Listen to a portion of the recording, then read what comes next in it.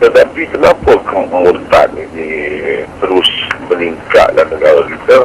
Sebelum ini, Menteri di Jabatan Perdana Menteri Datuk Seri Jamil Khair Baharom mendakwa jumlah yang meninggalkan Islam atau murtad adalah seramai 135 orang. Sampai saya dan tim saya buat tindakan untuk menghancurkan puak-puak Kristian di negara Malaysia ini. Jangan sampai saya dan tim saya buat tindakan untuk menghancurkan puak-puak Kristian di negara Malaysia ini. Sahabat, tolonglah bangkit dan tolonglah share FB saya ni, video live saya ni kepada semua, dan bangkitkan semua para pejuang, bangkitkan semua kaum-kaum yang bersuara, mujahid dan mujahidah ini. Shalom sahabat yang terkasih di dalam nama Tuhan Yesus Kristus. Murtad atau keluar dari agama Islam di negara tetangga kita merupakan tindakan kriminal atau pelanggaran hukum.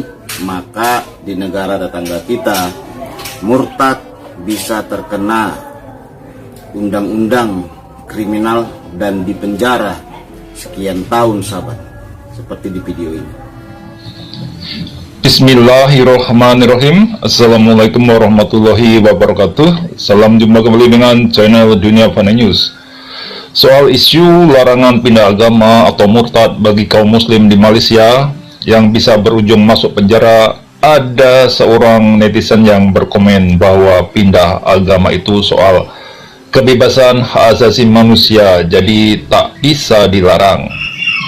Lantas bagaimana dengan argumentasi bahwa Malaysia telah melanggar kebebasan beragama dengan melarang orang muslim murtad?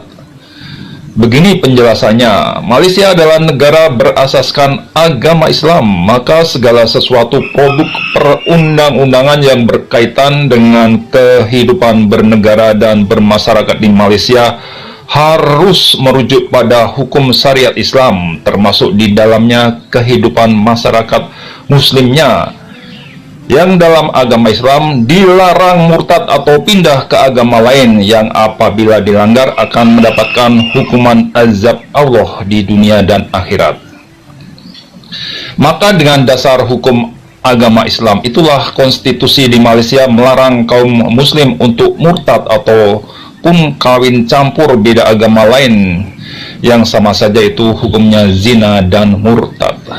Jadi bila ada orang muslim yang nekat murtad di Malaysia, maka akan diberi sanksi hukum yang berlaku berupa hukuman penjara untuk penyadaran akidah Islam agar kembali ke agama yang diridhoi Allah Subhanahu wa taala, yaitu agama Islam. Apa yang telah dilakukan oleh Malaysia dengan pelarangan murtad bagi kaum muslim itu demi menjalankan apa yang diperintahkan Allah sebagai penguasa dunia dan akhirat. Bila dalam skop kecil keluarga muslim pasti melarang anaknya murtad karena takut azab Allah. Pun demikian dengan keluarga besar Malaysia, keluarga besar negara Malaysia yang tak ingin warga muslimnya murtad karena takut dengan azab Allah. Demikian informasi yang bisa kami sampaikan. Terima kasih atas perhatian Anda semuanya. Wassalamualaikum warahmatullahi wabarakatuh. Sahabat yang terkasih di dalam nama Tuhan, ada sebuah pandangan yang sangat berbeda ya. Kalau di negara orang yang percaya kepada Tuhan Yesus, maka negara tersebut akan mengutamakan kasih dan kehendak bebas, bukan mengekang atau membatasi hak azazi manusia. Oleh sebab itu sahabat, Tuhan orang Kristen tidak pernah mengekang orang yang mengikutnya atau marah atau mengutuki. Kalau kita melihat perumpamaan yang diberikan oleh Tuhan mengenai anak yang hilang dan mengenai satu ekor domba yang hilang di antara 100 ekor domba, di situ kita melihat bahwa Tuhan menanti-nantikan dan mengasihi orang yang terhilang. Karena agama itu bukanlah bisnis, atau agama itu bukanlah sebuah perdagangan yang mengutamakan untung dan rugi seperti yang dikatakan di video ini. Salam jumpa kembali dengan channel Dunia Fana News. Murtad pindah agama dari Islam ke agama lain di Malaysia hukumnya haram. Menurut hukum syariah di Malaysia, seorang muslim yang pindah agama lain akan dianggap murtad. Bagi setiap orang yang murtad berarti dianggap melakukan tindakan kriminal. Sanksi hukumannya bisa berupa hukuman badan, masuk pusat bimbingan akhlak, dan itu jangka waktu lamanya bisa mencapai 5 tahun. Meski sanksi hukumnya tegas dan keras, namun kasus muslim yang murtad di Malaysia kadang bisa terjadi karena godaan hawa nafsu setan dunia. Namun termasuk kasus yang langka. Oleh karena itu, begitu ada kasus murtad akan menarik perhatian publik. Karena untuk proses murtad itu sangat sulit.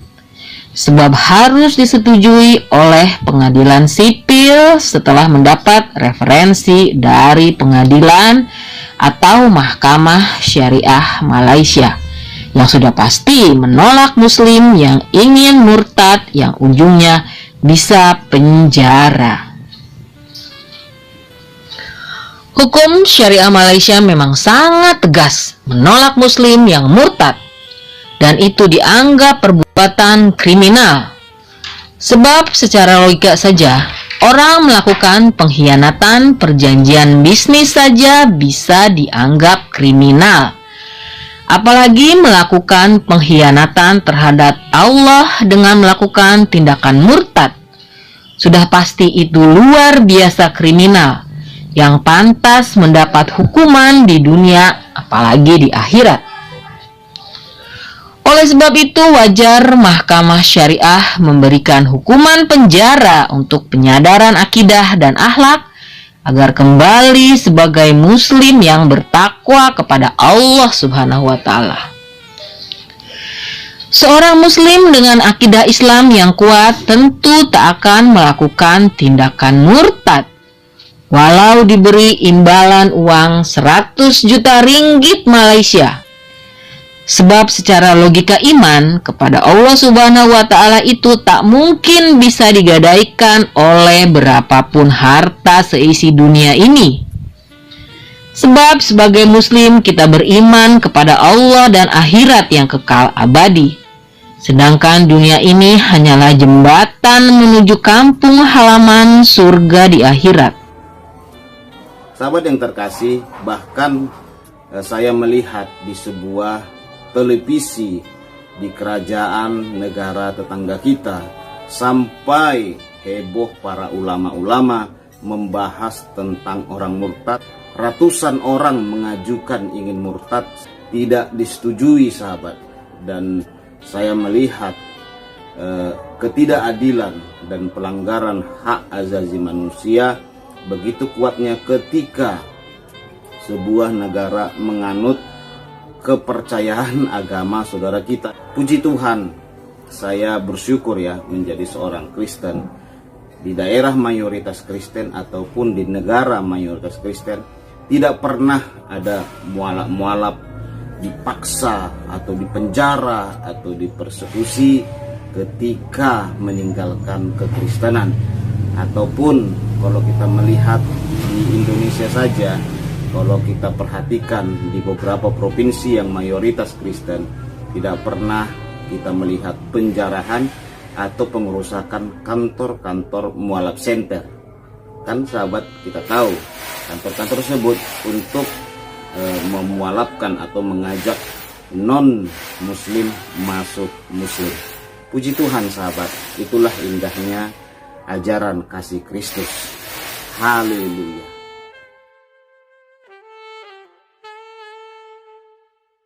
Bekas Mufti Perlis Dr. Muhammad Asri Zainul Abidin mengakui permohonan keluar Islam rancak berlaku di negara ini, namun tidak mempunyai buktiran terperinci mengenai rekod tersebut sama ada ia melibatkan golongan mu'alaf yang baru memeluk Islam ataupun sebaliknya. Walau bagaimanapun, menurut Dr. Asri, suatu hal yang menjadi kebimbangannya adalah bagaimana sebuah negara yang Islam adalah agama rasminya serta memiliki banyak agensi agama gagal untuk membendung hal ini daripada berlaku. Kalau sekiranya kita kira semua institusi ni, saya rasa mungkin bersampai bilion kita punya kemampuan perbelanjaan kita secara tahunan. Tetapi kenapa kemurtad ini terus meningkat dalam negara kita? Sebelum ini, Menteri di Jabatan Perdana Menteri Datuk Seri Jamil Khair Baharom mendakwa jumlah yang meninggalkan Islam atau murtad adalah seramai 135 orang. Walau bagaimanapun, beliau kemudian memberitahu bernama tidak ada satu pun kes murtad yang diluluskan oleh Mahkamah Syariah. Portal Malaysia kini sebelum itu melaporkan terdapat 686 permohonan murtad. Portal Malaysia kini sebelum itu melaporkan terdapat 686 permohonan murtad bagi tempoh 2000 hingga 2010. Laporan itu berdasarkan jawapan kepada pertanyaan lisan Ahli Parlimen Bakri Teck Hua kepada Jamil Khair di Parlimen. Malaysia kini kemudiannya tampil dengan laporan yang memetik Mufti Selangor Datuk Tamyiz Abdul Wahid bahawa terdapat banyak permohonan keluar Islam dibuat oleh golongan mu'allaf yang baru memeluk Islam. Bahawa terdapat banyak permohonan keluar Islam dibuat oleh golongan mu'allaf yang baru memeluk Islam.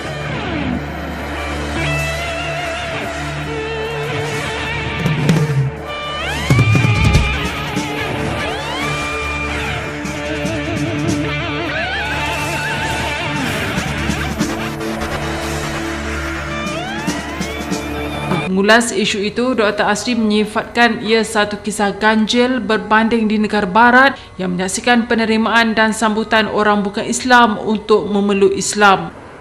Sedangkan di negara-negara yang mana mereka minoriti seperti negara-negara barat, orang masuk Islam ramai. Di negara kita ni cerita orang keluar Islam.